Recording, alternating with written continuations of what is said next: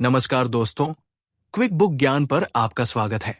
क्या आपने कभी ऐसा महसूस किया है कि आपकी सोच ही आपकी हकीकत बन जाती है? जैसे जो डरते हैं वही होता है, और जो चाहते हैं वो कभी कभी सिर्फ सोचने से ही मिलने लगता है। आज की ये कहानी उसी रहस्य को खोलने वाली है, हमारे अवचेतन मन की शक्ति की। ये कहानी है आरव नाम के एक साधारण इंसान की। पुणे में रहने वाला मिडिल क्लास परिवार से एक आईटी कंपनी में नौकरी करता था। हर दिन ऑफिस जाना, ट्रैफिक झेलना, बॉस की डांट सुनना, फिर थक कर घर लौट आना, ये उसकी दिनचर्या बन चुकी थी। लेकिन असली बात यह थी, आरव खुद को अंदर से खोया हुआ महसूस करता था। ऐसा लगता था जैसे जिंदगी में कोई कंट्रोल ही नहीं है। वो कुछ करना चाहता था, कुछ बनना चाहता था, लेकिन उसकी जिंदगी उसी पुराने धर्रे पर चल रही थी। एक दिन उसकी दोस्त ने उसे एक किताब दी, अपने अवचेतन मन की शक्ति, जोसेफ मर्फी द्वारा लिखी गई। पहले तो आरव ने इसे हल्के में लिया, लेकिन फिर एक रात नींद नहीं आ रही थी तो वो किताब खोलकर पढ़ने लगा, और उसकी जिंदगी हमेशा के लिए बदल गई। अध्याय 1, अवचेतन मन की ताकत को पहचानो। जब हम अपनी जिंदगी में बार बार एक जैसे हालात से गुजरते हैं, जैसे बार बार रिजेक्ट होना या बार बार असफल होना, तो हमें लगता है कि शायद हमारी किस्मत ही खराब है। लेकिन असलियत यह है कि हमारी सोच और विश्वास ही हमारी किस्मत बनाते हैं, और इसी सोच की जड़ होती है हमारा अवचेतन मन। आरव जब पहली बार अवचेतन मन के बारे में पढ़ता है तो उसे लगता है कि ये कोई मानसिक जादू है, लेकिन धीरे धीरे उसे समझ आता है कि ये तो उसके जीवन का असली चालक है।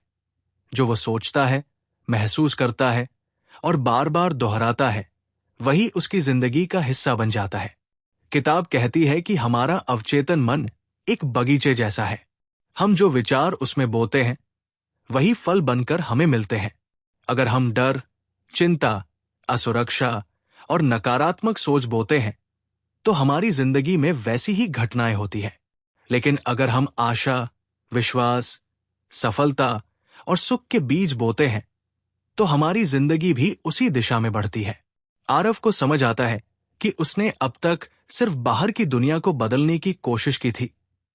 नौकरी बदली, शहर बदला, लोग बदले, लेकिन फिर भी अंदर की परेशानी वैसी की वैसी रही। असली बदलाव तब आता है जब हम अपनी अंदर की दुनिया को बदलते हैं, अपने अवचेतन मन को। अब वो दिन में कई बार खुद से कहने लगता है, मैं खुश हूं, मैं काबिल हूं, मेरे जीवन में सब अच्छा हो रहा है। शुरुआत में उसे ये बातें झूठी लगती है, लेकिन किताब में बताया गया है कि अवचेतन मन सच और झूठ में फर्क नहीं करता। वो वही स्वीकार करता है जो आप उसे बार बार कहते हो। इसलिए अगर आप खुद को बार बार कहते हो, मुझे तो कभी सफलता नहीं मिलती, मेरी किस्मत खराब है, मैं कभी खुश नहीं रह सकता, तो आपका अवचेतन मन इसे सच मानकर वैसी ही परिस्थितियां आपके जीवन में ले आता है। आरव ने अब ठान लिया कि वो अपने अवचेतन मन को वही बताएगा जो वो चाहता है, न कि वो जो नहीं चाहता। वो रोज सुबह आंख खोलते ही पहला विचार यही रखता, आज का दिन मेरे लिए सुंदर है, आज मैं कुछ नया सीखूंगा। और ऐसा करते करते उसकी सोच, उसकी भावनाएं और धीरे धीरे उसका पूरा जीवन बदलने लगता है। अध्याय 2, विश्वास का चमत्कार। आरव अब रोज सुबह अपने अवचेतन मन से सकारात्मक बातें कहता है, लेकिन एक सवाल उसे अंदर ही अंदर परेशान करता है, क्या सिर्फ बोलने से सब बदल जाएगा? और यहीं पर आता है विश्वास का असली चमत्कार। जोसेफ मर्फी कहते हैं, अगर तुम किसी चीज को सच्चे दिल से मानो और अपने अवचेतन मन को यकीन दिला दो कि वो मिल चुकी है, तो पूरी कायनात उसे तुम्हें देने में लग जाती है। आरव को ये बात अजीब सी लगी। वो सोचता था कि जीवन में कुछ पाने के लिए सिर्फ मेहनत काफी है, लेकिन अब उसे समझ आता है, मेहनत तब असर करती है जब मन के अंदर गहरा विश्वास हो। किताब में एक उदाहरण आता है, एक औरत को कई सालों से बच्चा नहीं हो रहा था। डॉक्टर ने जवाब दे दिया था, लेकिन उस महिला ने हर दिन खुद से कहना शुरू किया, मुझे एक स्वस्थ बच्चा मिल रहा है, मैं एक मां बन चुकी हूं। वो रोज इसकी कल्पना करती थी और कुछ महीनों में वो सचमुच गर्भवती हो गई। आरव इस उदाहरण से बहुत प्रभावित हुआ। उसने अपने जीवन के लक्ष्य को लेकर गहराई से सोचना शुरू किया। उसे एक नई नौकरी चाहिए थी, ऐसी नौकरी जहां सम्मान हो, आत्मसंतोष हो और बेहतर आमदनी भी। लेकिन अब वो सिर्फ आवेदन भरने और इंटरव्यू देने में नहीं लगा। अब उसने अंदर से यकीन करना शुरू किया कि उसे वो नौकरी मिल चुकी है। रोज सुबह और रात सोते समय वो अपनी आंखें बंद करता और खुद को उस ऑफिस में देखता। टेबल, लैपटॉप, खिड़की से आती धूप, साथ काम करने वाले लोग, सब कुछ वो अपने मन में साफ साफ देखता। फिर वो अपने मन से कहता, मैं इस नौकरी का हकदार हूं। ये नौकरी मेरी जिंदगी में आ चुकी है।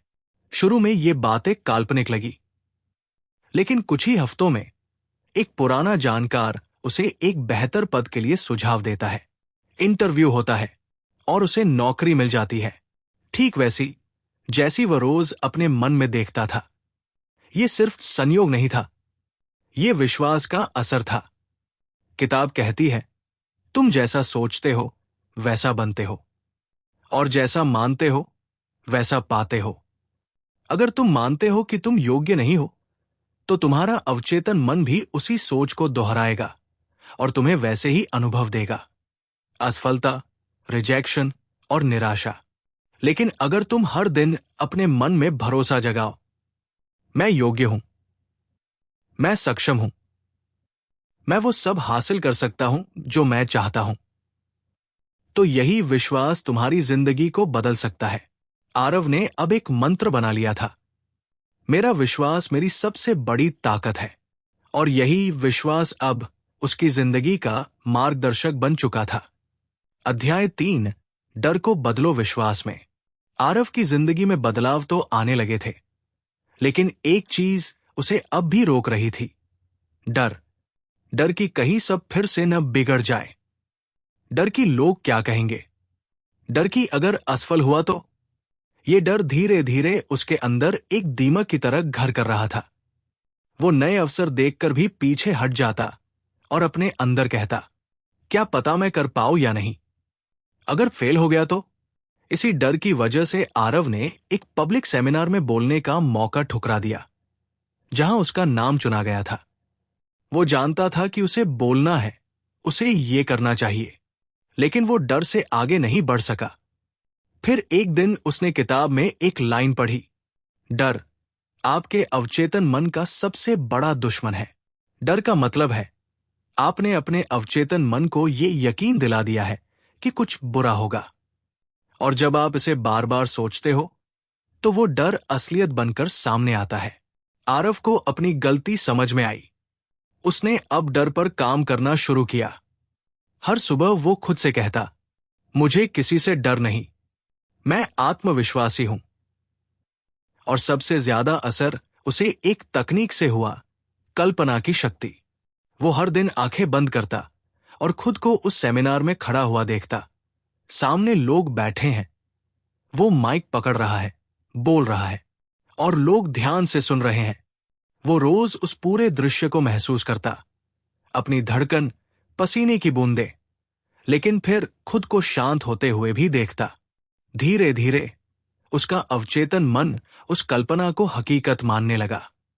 और फिर एक दिन जब उसे दोबारा स्टेज पर बोलने का मौका मिला, उसने मना नहीं किया।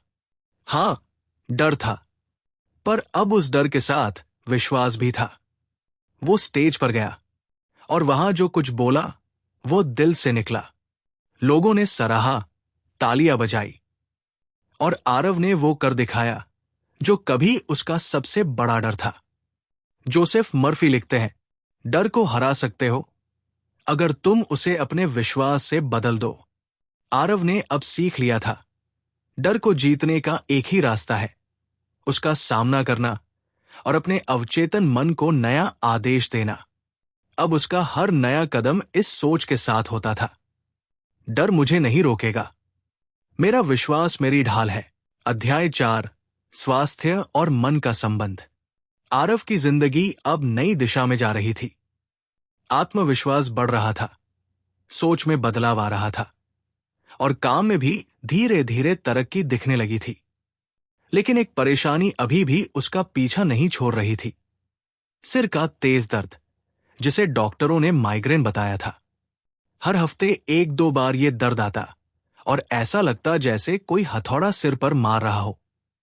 दवाइयां खाकर थोड़ी देर आराम मिलता, लेकिन कुछ दिनों बाद वही तकलीफ फिर लौट आती। एक दिन जब वो किताब पढ़ रहा था, उसे एक लाइन ने अंदर तक झकझोर दिया। आपका शरीर आपके मन की सुनता है। डॉक्टर जोसेफ मर्फी बताते हैं कि हमारा अवचेतन मन हमारे शरीर की हर एक कोशिका पर असर डालता है। अगर हम लगातार सोचते हैं कि मैं बीमार हूं, मेरे सिर में दर्द रहता है, मेरी तबीयत कभी ठीक नहीं रहती, तो हमारा अवचेतन मन उस सोच को स्वीकार कर लेता है और वैसी ही स्थिति पैदा कर देता है। लेकिन अगर हम अपने अवचेतन मन को सकारात्मक, स्वस्थ और ताकतवर आदेश देते हैं, तो शरीर भी उसी अनुसार बदलने लगता है। आरव ने सोचा, क्या सिर्फ सोचने से मेरा दर्द कम हो सकता है? उसने एक प्रयोग करने का फैसला किया।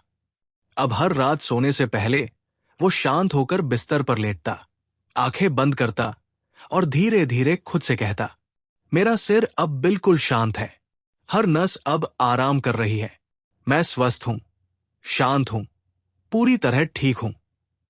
वो इन शब्दों को ऐसे दोहराता जैसे कोई मां अपने बच्चे को थपकी देकर सुला रही हो। सिर्फ सोचने से नहीं, वो इन वाक्यों को महसूस करने लगा। वो सचमुच सोचने लगा कि जैसे उसके सिर की नसों में शांति बह रही हो। हर दिन सुबह उठकर भी वो खुद से कहता, मैं स्वस्थ हूं, मेरा सिर अब पूरी तरह ठीक है। कुछ दिनों तक उसे कोई खास फर्क नहीं दिखा, लेकिन तीसरे हफ्ते जब उसने ध्यान दिया तो माइग्रेन का अटैक नहीं आया था। और फिर धीरे धीरे 1 महीना बीत गया, 2 महीने बीत गए और उसका सिरदर्द जैसे गायब हो गया। आरव को अब समझ आया, शरीर की बीमारी को सिर्फ दवा से नहीं, दिमाग से भी ठीक किया जा सकता है। हमारा शरीर वो ही बनता है जो हम अपने मन से उसे कहते हैं। अगर हम अपने शरीर को कोसते रहेंगे, मेरे घुटने खराब हैं, मुझे थकावट रहती है, मेरी तबीयत हमेशा खराब रहती है, तो हम खुद अपने शरीर के दुश्मन बन जाते हैं। लेकिन अगर हम हर दिन अपने शरीर को आशीर्वाद दें, उसे धन्यवाद कहें, धन्यवाद मेरे दिल कि तू धड़क रहा है, धन्यवाद मेरी आंखों कि तू मुझे दुनिया दिखा रही है, धन्यवाद मेरे शरीर कि तू मेरे साथ खड़ा है, तो हमारा शरीर भी उसी प्रेम और शक्ति से भर जाता है। अब आरव हर सुबह उठकर अपने शरीर को प्यार से देखता था। हर अंग, हर सांस, हर धड़कन, सबको धन्यवाद देता था, क्योंकि अब वो जान चुका था, स्वास्थ्य कोई चमत्कार नहीं, बल्कि सोच का परिणाम है। अध्याय 5, सफलता की कल्पना करो। आरव की जिंदगी अब पहले से ज्यादा संतुलित और सजीव हो चुकी थी। उसका आत्मविश्वास बढ़ा था, डर कम हो चुका था और अब वो शारीरिक रूप से भी पहले से बेहतर महसूस कर रहा था। लेकिन एक बात अभी भी उसके मन में घूम रही थी, क्या मैं अपने सपनों की जिंदगी जी सकता हूं? क्या सिर्फ कल्पना करके मैं वैसा जीवन पा सकता हूं जैसा मैं चाहता हूं? और तब उसने किताब में पढ़ा, आप जो देखना चाहते हैं उसे अपने मन की आंखों से देखना शुरू करो। डॉक्टर जोसेफ मर्फी लिखते हैं कि हमारे अवचेतन मन को शब्दों से ज्यादा तस्वीरें प्रभावित करती है।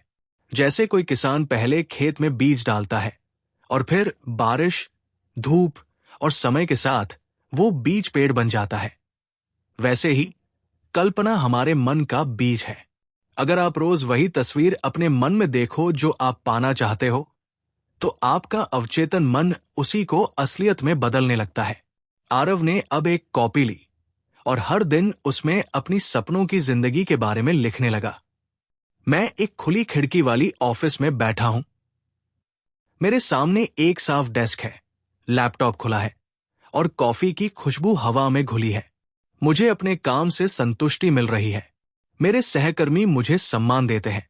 हर दिन मैं प्रेरित महसूस करता हूं। हर सुबह उठकर वो ये लाइनें पढ़ता और आंखें बंद करके उस पूरे दृश्य को महसूस करता। वो सिर्फ सोचता नहीं था, वो उसमें जीने लगा था। वो अपने आप से ये नहीं कहता, काश ऐसा होता, बल्कि कहता, ऐसा हो रहा है, ये मेरी हकीकत है। कुछ ही हफ्तों में उसके जीवन में बदलाव आने लगे। जहां पहले उसे कोई कॉल नहीं करता था, अब उसके पास जॉब ऑफर आने लगे। एक कंपनी ने उसे इंटरव्यू के लिए बुलाया और जब वो वहां गया तो ऑफिस वैसा ही था जैसा उसने लिखा और देखा था। खिड़की से आती धूप, शांति से काम करने का माहौल, सहयोगी सहकर्मी, सब कुछ वैसा ही। उसने उसी दिन मन ही मन मुस्कुराते हुए कहा, मैंने इसे पहले ही जी लिया था। जोसेफ मर्फी कहते हैं, कल्पना अवचेतन मन की भाषा है। जो आप देख सकते हो वो आप पा सकते हो, लेकिन शर्त यह है, उस तस्वीर को बार बार देखो, महसूस करो और यकीन करो कि वो अब तुम्हारी है। आरव ने एक मंत्र बना लिया था, मैं जो देखता हूं वही बनता हूं। अब वो हर क्षेत्र में काम, रिश्ते, पैसे, स्वास्थ्य, उस कल्पना की शक्ति का इस्तेमाल करने लगा, क्योंकि अब उसे समझ आ चुका था कि सबसे पहले मन में तस्वीर बनती है और फिर वो हकीकत में उतरती है। अध्याय 6, रिश्तों में शांति लाओ। आरव अब कामयाबी की ओर बढ़ रहा था। नया आत्मविश्वास, नई ऊर्जा और मन की गहराई से निकलती सकारात्मक सोच ने उसकी दुनिया बदलनी शुरू कर दी थी। लेकिन एक ऐसा पहलू था जहां वो बार बार हार मान लेता था, उसका रिश्ता अपनी मां से। आरव और उसकी मां के बीच अक्सर तकरार हो जाया करती थी। छोटी छोटी बातों पर बहस, नाराजगी, चुप्पी और फिर दिन भर का तनाव। ये एक आदत सी बन गई थी। वो मां से प्यार करता था, लेकिन जैसे ही बात होती, बात बिगड़ जाती। किताब में एक जगह जोसेफ मर्फी लिखते हैं, आप जिन लोगों के बारे में जैसा सोचते हैं वैसा ही व्यवहार वे आपके साथ करने लगते हैं। अर्थात अगर आप किसी के बारे में मन ही मन बुरा सोचते हैं तो आप उस सोच को अपने अवचेतन में डाल रहे होते हैं और फिर वही परिस्थिति बार बार सामने आती है। आरव को समझ आया कि वो अक्सर मन ही मन अपनी मां के बारे में सोचता था। मां हमेशा नाराज क्यों रहती है? मां को मेरी बात क्यों समझ नहीं आती? हम कभी ठीक से बात क्यों नहीं कर पाते? ये सारे विचार उसके अवचेतन में छप चुके थे और वही विचार बार बार हकीकत बन रहे थे। अब उसने एक नया तरीका अपनाया। हर सुबह उठते ही वो अपनी मां की तस्वीर को देखता और मन ही मन कहता, मां मुझसे प्यार करती है, मैं उन्हें समझता हूं। हमारा रिश्ता सुंदर है। वो हर दिन सोने से पहले भी ये भावना दोहराता, हमारा रिश्ता दिन ब दिन बेहतर हो रहा है। मां शांत है, मैं शांत हूं। हमारे बीच सिर्फ प्रेम है। पहले ये सब कृत्रिम लगा, लेकिन कुछ ही दिनों में जब उसने देखा कि बातों में तल्खी कम हो रही है, मां की आवाज में नरमी आने लगी है और झगड़े बिना वजह रुकने लगे हैं, तब उसे यकीन हो गया कि अवचेतन मन सिर्फ तुम्हारे शरीर और करियर पर नहीं, तुम्हारे रिश्तों पर भी असर करता है। जोसेफ मर्फी कहते हैं, अगर कोई रिश्ता बिगड़ा है तो उस इंसान के लिए अपने मन में प्रेम और शुभकामना रखो। उसे बार बार अपने मन में क्षमा करो, अपनाओ और उसे वैसा देखो जैसा तुम उसे बनाना चाहते हो। आरव ने अब मां के लिए कोई शिकायत नहीं रखी। अब वो मन ही मन सिर्फ एक वाक्य दोहराता था, हमारा रिश्ता अब प्रेम से भरा है। कुछ ही महीनों में उनकी बातचीत बदल गई। आरव की मां पहले जो चुप्पी में रहती थी, अब उसके ऑफिस की बातें सुनने लगी। वो भी मां की पसंद की चीजें लाकर सरप्राइज देने लगा। जो रिश्ता कभी बोझ लगता था, अब एक सुकून बन गया था। अब आरव जान चुका था, रिश्ते बाहर नहीं, भीतर बदलते हैं। जब सोच बदलती है तो सब बदल जाता है। अध्याय 7, पैसों की सोच बदलो। आरव की जिंदगी कई पहलुओं में सुधर चुकी थी। स्वास्थ्य बेहतर था, रिश्तों में मधुरता आ गई थी और काम में भी तरक्की हो रही थी। लेकिन एक चीज अब भी थी जो उसे बार बार परेशान करती थी। पैसा। हर महीने सैलरी आते ही खर्चे शुरू हो जाते। कभी कोई उधारी चुकानी होती, कभी कोई मेडिकल खर्चा, कभी घर का सामान। और महीने के आखिर तक वो फिर वही सोचता। पैसा तो जैसे हाथ में टिकता ही नहीं। कभी वो बैंक बैलेंस देखकर डर जाता, कभी मन ही मन सोचता, शायद अमीरी सिर्फ किस्मत वालों के लिए होती है, हम जैसे लोग तो बस गुजारा ही कर सकते हैं। फिर एक दिन उसने किताब में पढ़ा, आपके जीवन में पैसे की स्थिति आपके अवचेतन में मौजूद पैसे की सोच का सीधा परिणाम है। जोसेफ मर्फी बताते हैं, अगर आप पैसा कमाने की कोशिश कर रहे हो, लेकिन अंदर से पैसा एक बोझ, एक डर या एक समस्या की तरह देख रहे हो, तो आपका अवचेतन मन पैसे को नकार देगा। आरव ने जब खुद के विचारों की जांच की, तो उसे समझ आया कि वो बचपन से यही सुनता आया था। पैसे पेड़ पर नहीं लगते, अमीर लोग लालची होते हैं, ज्यादा पैसा मत सोचो, जरूरत भर काफी है।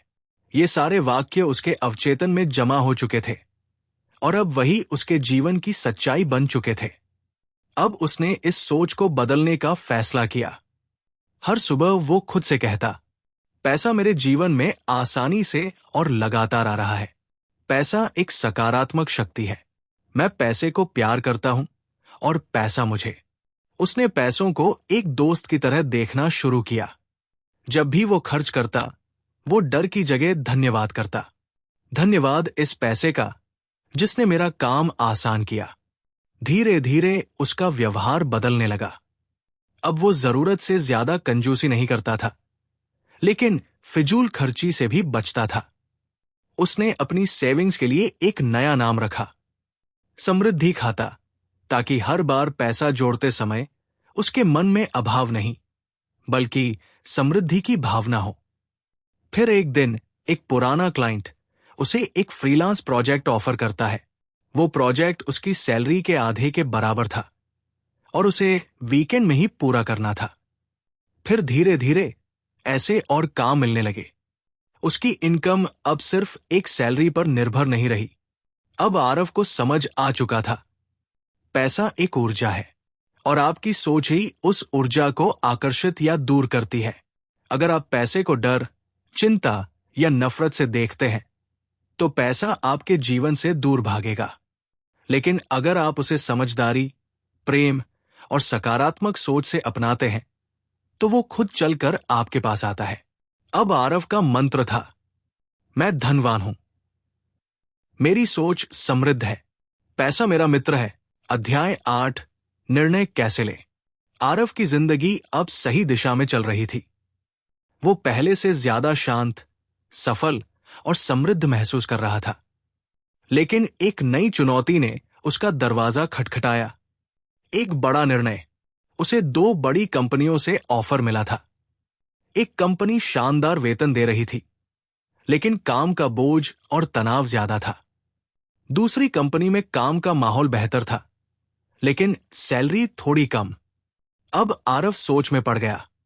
वो तय नहीं कर पा रहा था कि सही रास्ता कौन सा है। उसके दोस्त सलाह दे रहे थे, परिवार की भी राय बंटी हुई थी, लेकिन उसके दिल में असमंजस था। उसी दौरान उसने किताब में एक अध्याय पढ़ा, जब निर्णय कठिन हो तो अपने अवचेतन मन से मार्गदर्शन लो। जोसेफ मर्फी लिखते हैं, आपका अवचेतन मन हमेशा आपके लिए सही रास्ता जानता है, बस आप उसे शांत होकर सुनो। आरव ने उसी रात एक प्रयोग करने का निश्चय किया। उसने शांत कमरे में बैठकर आंखें बंद की और गहरी सांसें लेते हुए खुद से कहा, मुझे सही रास्ता दिखाओ, मैं शांति से निर्णय लेना चाहता हूं। उसने अपने मन को किसी भी डर, लालच या उलझन से खाली किया, ना पैसे का डर, ना भविष्य की चिंता। फिर उसने अपने अवचेतन से सवाल किया, इन दोनों में से कौन सी राह मेरे लिए बेहतर है? और फिर उसने जवाब की प्रतीक्षा की, शांति में, बिना किसी जल्दबाजी के।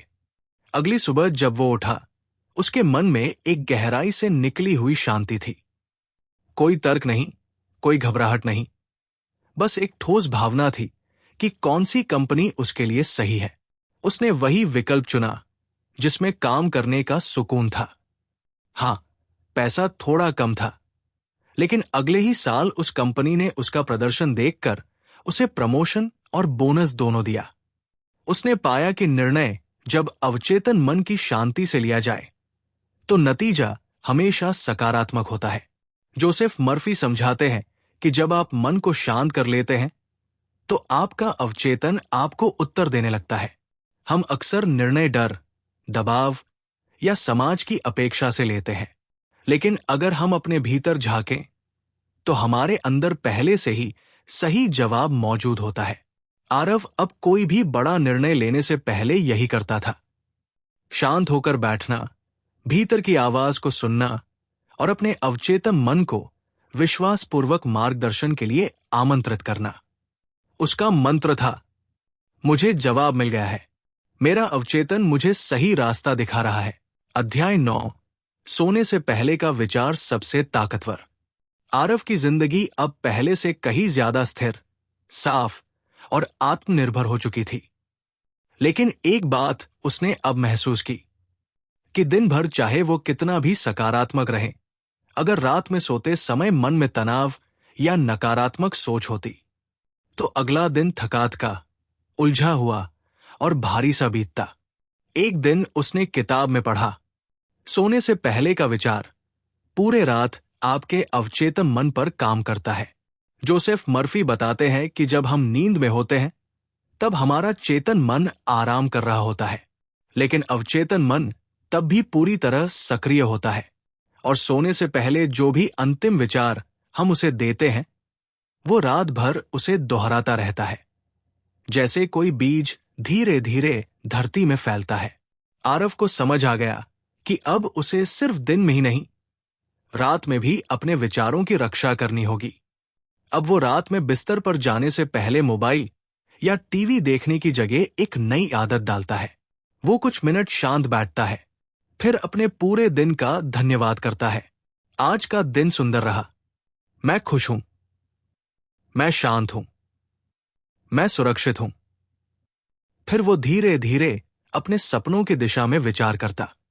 मुझे जो जीवन चाहिए वो मेरी ओर बढ़ रहा है। मैं हर दिन समृद्ध, स्वस्थ और प्रसन्न हो रहा हूं। मेरे रिश्ते मधुर हैं, मेरा मन शांत है। वो इन विचारों को दोहराते दोहराते नींद की गोद में चला जाता।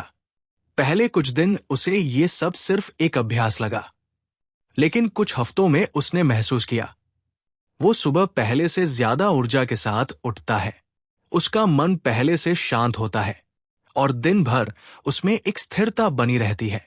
जोसेफ मर्फी कहते हैं, जैसे किसान रात को बीज डालकर खेत को छोड़ देता है और सुबह सूरज की रोशनी में नतीजा देखता है, वैसे ही हमें भी अपने मन की मिट्टी में अच्छे विचार डालकर उसे रात भर के लिए छोड़ देना चाहिए। आरव को अब समझ आ चुका था कि सोने से पहले सोचो वो जो तुम बनना चाहते हो, वो नहीं जो तुमसे छिन गया है या जो तुम्हें डराता है। अब उसका हर रात का अंतिम विचार होता था, मैं शांत हूं, मैं संपूर्ण हूं, मैं सुरक्षित हूं। और यही विचार रात भर उसका अवचेतन मन दोहराता और अगली सुबह वो एक बेहतर इंसान बनकर उठता। अध्याय 10, क्षमा और मुक्ति। आरव ने अपने जीवन में अब तक बहुत कुछ सीखा था। अवचेतन मन की ताकत, विश्वास की शक्ति, स्वास्थ्य की सोच, पैसे का प्रवाह, हर पहलू में उसने गहरी समझ और अनुभव प्राप्त कर लिया था। लेकिन एक चीज अभी भी उसके दिल के कोने में चुपचाप बैठी थी, बीते रिश्तों की कड़वाहट। कुछ साल पहले उसके एक दोस्त ने उसके साथ धोखा किया था। बड़ी उम्मीद से उसने उसका साथ दिया था, लेकिन दोस्त ने उसे पीछे से वार किया। इस बात ने आरव के दिल में चोट दी थी और वो घाव अब तक भर नहीं पाया था। वो रोज सोचता, मैंने तो उसका भला चाहा था, फिर उसने मेरे साथ ऐसा क्यों किया? काश मैं उस समय उससे दूर रहता, मैं उसे कभी माफ नहीं कर पाऊंगा। फिर एक दिन उसने किताब का आखिरी अध्याय पढ़ा, माफ करना ही मुक्ति है। जोसेफ मर्फी कहते हैं, जब आप किसी को क्षमा नहीं करते तो आप उसे नहीं बल्कि खुद को तकलीफ दे रहे होते हैं। जिस व्यक्ति के लिए आप गुस्से में रहते हो वो तो अपनी जिंदगी जी रहा होता है, लेकिन आपके भीतर हर दिन वो जहर पलता है जो आपके मन और शरीर को धीरे धीरे नुकसान पहुंचाता है। आरव को समझ आया कि वो सालों से उस एक इंसान को माफ न करके खुद को ही कैद में रखे हुए था। अब उसने किताब की सलाह मानते हुए एक अभ्यास शुरू किया। हर रात सोने से पहले वो उस दोस्त की छवि अपने मन में लाता और कहता, मैं तुम्हें माफ करता हूं। तुमने जो किया वो तुम्हारी समझ के अनुसार था। मैं अब मुक्त हूं, तुम भी मुक्त हो। शुरू में ये कह पाना मुश्किल था। दिल भीतर से चीखता था, नहीं, वो माफी के लायक नहीं है। लेकिन आरव ने हार नहीं मानी। वो जानता था ये माफी उसके लिए जरूरी है, उसकी आत्मा की शांति के लिए। कुछ ही हफ्तों में उसका गुस्सा धीरे धीरे धुंध की तरह छंटने लगा। उसके दिल में एक हल्कापन आने लगा, जैसे कोई भारी बोझ अब उतार दिया गया हो। अब वो उस दोस्त को याद करता था तो पीड़ा नहीं बल्कि शांति महसूस होती थी। वो समझ चुका था माफ करना किसी और के लिए नहीं, खुद के लिए होता है। जैसे बंद कमरे की खिड़की खोल दी जाए और ताजी हवा अंदर आ जाए। जोसेफ मर्फी लिखते हैं, अगर तुम किसी को माफ नहीं करते तो तुम्हारा अवचेतन मन नफरत और गुस्से की ऊर्जा में जीता है और वही तुम्हारे जीवन के हर क्षेत्र में अंधकार लाता है। आरव ने अब हर उस व्यक्ति को माफ करना शुरू किया जिसने उसे दुख पहुंचाया था। कभी टीचर, कभी रिश्तेदार, कभी दोस्त, कभी खुद को भी। अब उसका हर दिन शुरू होता था इन शब्दों से, मैंने सबको माफ किया, मैं अब मुक्त हूं, मैं प्रेम और शांति के साथ जी रहा हूं। और यहीं से उसके जीवन की सबसे बड़ी मुक्ति शुरू हुई। दोस्तों, आरव की कहानी कोई काल्पनिक नहीं, वो हम सबकी कहानी है। हमारी सोच ही हमारी असली ताकत है। अवचेतन मन कोई जादू नहीं, बल्कि हमारी आदतों, विचारों और विश्वासों की गहराई है। अगर आप इसे समझ गए तो आप भी अपनी जिंदगी बदल सकते हैं। इसलिए आज से हर दिन खुद से कहो, मैं सक्षम हूं, मैं शांत हूं, मैं सफल हूं। और फिर देखो कैसे आपकी सोच आपकी हकीकत बन जाती है। धन्यवाद दोस्तों। अगर ये कहानी आपके दिल को छू गई हो तो इस वीडियो को लाइक कीजिए, क्विक बुक ज्ञान चैनल को जरूर सब्सक्राइब करें और हमें कमेंट करके बताएं आप अगले वीडियो में किस बुक की कहानी चाहते हो। धन्यवाद।